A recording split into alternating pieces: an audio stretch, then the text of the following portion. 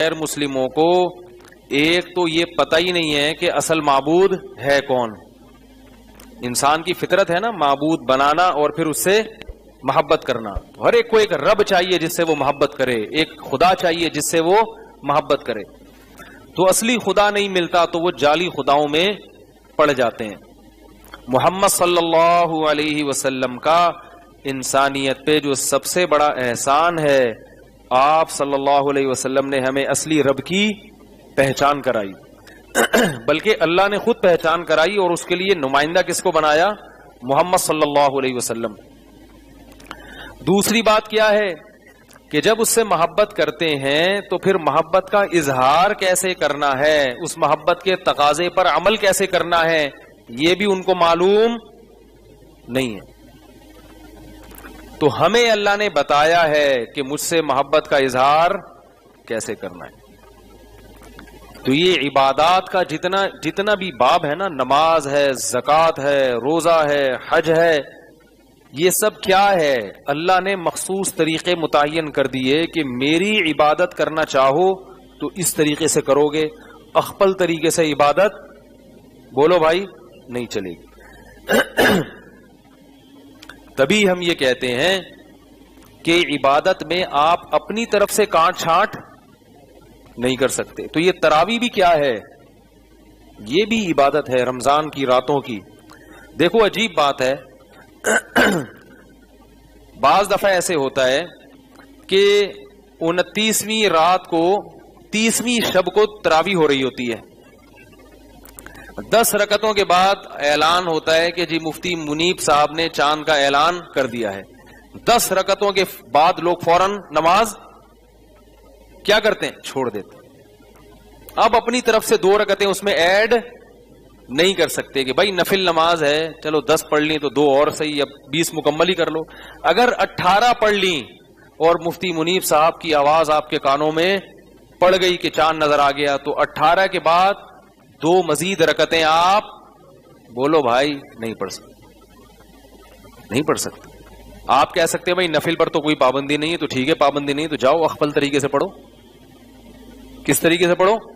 اخفل طریقے سے پڑھو. 2 رکعتیں جماعت نہیں ہوگی اب, کیونکہ اس نماز کی جماعت کی خصوصیت کس میں ہے؟ یہ رمضان کے ساتھ. یہ رمضان کو اللہ نے ایک پروٹوکول دیا ہے. شاعر نے کہا ہے نا, تمتع من شمیم عرار نجد فما بعد العشیۃ من عراری. یہ جو عرار کی خوشبو ہے اس سے رات کے وقت خوشبو حاصل کر لو, دن کا اجالا ہوتے ہی یہ خوشبو غائب ہو جاتی ہے.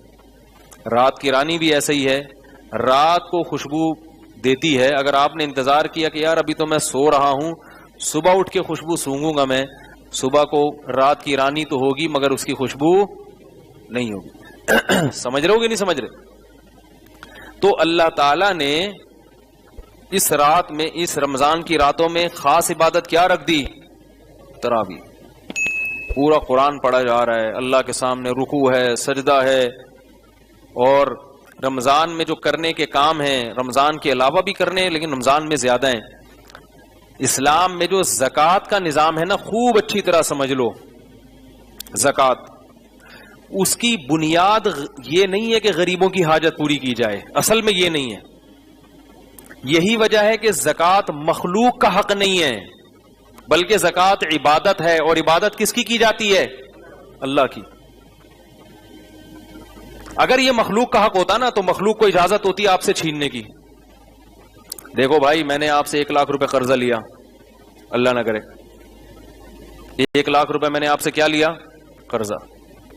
اب میرے ذمے ہے نا کہ میں آپ کو 1 لاکھ واپس کروں. کیا خیال ہے؟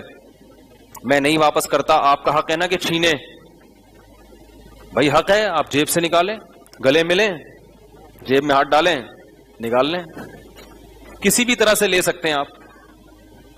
لیکن میرے پاس فرض کریں 40 لاکھ روپے تھے اور محلے میں ایک اکیلے آپ غریب ہیں, معذرت کے ساتھ ابھی تھوڑی دیر کے لیے فرض کر لیں کہ آپ غریب ہیں, ایک اکیلے یہ کیا ہیں؟ غریب. اب میرے ذمہ ہے کہ 1 لاکھ ان کو زکوٰۃ دوں. 40 لاکھ پہ کتنی بنتی ہے؟ 40واں حصہ ہے نا, 1 لاکھ بنتی ہے. 1 لاکھ دوں, میں نہیں دے رہا, تو یہ مجھ سے چھین سکتے ہیں؟ نہیں چھین سکتے. نہ کوئی کیس کر سکتے ہیں، نہ چھین سکتے ہیں، نہ مجھے ملامت کر سکتے ہیں. کیوں؟ یہ ان کا حق. یہ جو ہم کہتے ہیں نا زکوٰۃ غریبوں کا حق، یہ مجازن کہتے ہیں، دوسرے درجے میں کہتے ہیں. زکوٰۃ عبادت ہے، اور عبادت کس کی ہوتی ہے؟ اللہ کی. اور یہ عبادت حق کس کا ہوتا ہے؟ بولو بھائی، اللہ کا. یہی فرق ہے مسلم اور غیر مسلم کے صدقے میں. غیر مسلم بھی ٹرسٹ بناتے ہیں، صدقات و خیرات کرتے ہیں، اس میں اللہ کی عبادت کا عنصر نہیں ہوتا. جبکہ زکوٰۃ خالصتاً عبادت ہے، جیسے نماز ہے، جیسے روزہ ہے، جیسے حج ہے، اس طرح زکوٰۃ بھی کیا ہے؟ عبادت. اللہ کا حق ہے، مخلوق کو حق نہیں ہے آپ سے چھینے. یہ کس کو حق ہے؟ اللہ کو حق ہے. جیسے آپ نماز نہیں پڑھ رہے تو مجھے حق تھوڑی کہ میں زبردستی آپ کو مسجد میں گھسیٹوں. حکومت کو حق ہے، وہ اس لیے کہ حکومت اللہ کی نائب ہوتی ہے زمین پہ نا، اللہ کا نظام نافذ کرنے کے لیے. وہ تو اللہ کی نیابت میں یہ کام کر رہی ہے، ورنہ یہ انسان کا حق نہیں ہے کہ زبردستی کسی کو آپ نماز پڑھائیں. آپ بولیں گے بھائی تمہارے پیسے میں نے لیے ہوں، تم اس کی بات کرو، نماز کی بات کیوں کرتے ہو؟ پانی وانی کی بات کرتے ہو، دل جلانے کی بات کرتے ہو. 6 مہینے سے منہ نہیں دھویا، تم نہانے کی بات کرتے ہو. ہم ایک گاؤں میں تھے تو وہاں پانی ختم ہو گیا تھا، بڑے پریشان تھے. تو ہمارے ایک ساتھی نے کہا یار 1-2 ہفتے سے نہائے نہیں ہیں. تو ہم نے اس پہ یہ شعر کہا کہ پانی وانی، انہوں نے کہا پانی نہیں ہے نہانے کے لیے. ہم نے کہا پانی وانی کی بات کرتے ہو، دل جلانے کی بات کرتے ہو، 6 مہینے سے منہ نہیں دھویا، تم نہانے کی بات کرتے ہو. خیر، تھکے ہوئے ہوتے ہیں آپ لوگ تھوڑا تھوڑا، میں اس لیے تھوڑے سے چٹکلے سناتا رہتا ہوں. میں اپنے چٹکلے کبھی خود سنتا ہوں نا یوٹیوب پہ، بڑا مزہ آتا ہے. ابھی وہ ایک بھینس والا چٹکلا، میں کہیں جا رہا تھا، بھینس والا قصہ لگا دیا. وہ بھینس کے منہ میں پائپ ڈالا، بھینس نے پہلے پھونک مار دی. تو وہ مجھے اتنی ہنسی آئی، اور نیچے کسی نے کمنٹس لکھے ہوئے تھے کہ میں 15 منٹ تک ہنستا رہا ہوں. تو اچھا ہے، لوگ بےچارے رو رہے ہیں، تھوڑا سا خوش ہو جائیں تو اچھا ہے نا. اور اس بھینس والے واقعے میں نے سبق بتایا تھا، خالی لطیفے برائے لطیفے نہیں، اس میں سبق ہوتا ہے. خیر، تو اللہ تعالی نے زکوٰۃ کو بھی کیا رکھا ہے؟ اللہ سے محبت کا اظہار. فقہا، تبھی اس لیے کہتا ہوں علم مدرسوں میں حاصل کیا کرو، تمیز سے جو ہے نا، باقاعدہ پراپر طریقے سے. جب عالم بننے کا شوق ہو تو کہاں داخلہ لو؟ پورا جو صدیوں سے ایک سلیبس چلا آ رہا ہے، جو بنیادی ہے، جس کے جو ایک محنت کے بعد تیار کیا گیا ہے، اور وہ صدیوں سے چلا آ رہا ہے، اس سے آپ کا سلسلہ محمد صلی اللہ علیہ وسلم سے جا کے منسلک ہو جائے گا. تو فقہا کہتے ہیں کہ زکوٰۃ جو ہم دیتے ہیں یہ اللہ کو خوش کرنے کے لیے، اللہ کی عبادت میں، اللہ کی محبت میں. لیکن اللہ تک پیسے پہنچانا ممکن ہے نہیں. یہ گفٹ اللہ کو دیا جاتا ہے، یہ اللہ کو ہدیہ دیا جاتا ہے. اب اللہ تو غنی ہے، تو اللہ نے اپنا وکیل اور نائب بنا دیا غریبوں کو. جیسے آپ فرض کریں مجھے کچھ ہدیہ دینا چاہتے ہیں، مثال تو اچھی دینا آدمی، خوشبو اور جوڑے کے علاوہ. ایک مولوی صاحب مجھے ملے، کہنے لگے کہ یار پوری خوشبوؤں کے تھیلے جمع ہو گئے میرے پاس، علماء کو خوشبو اور جوڑے ہدیہ نہ دیا کرو.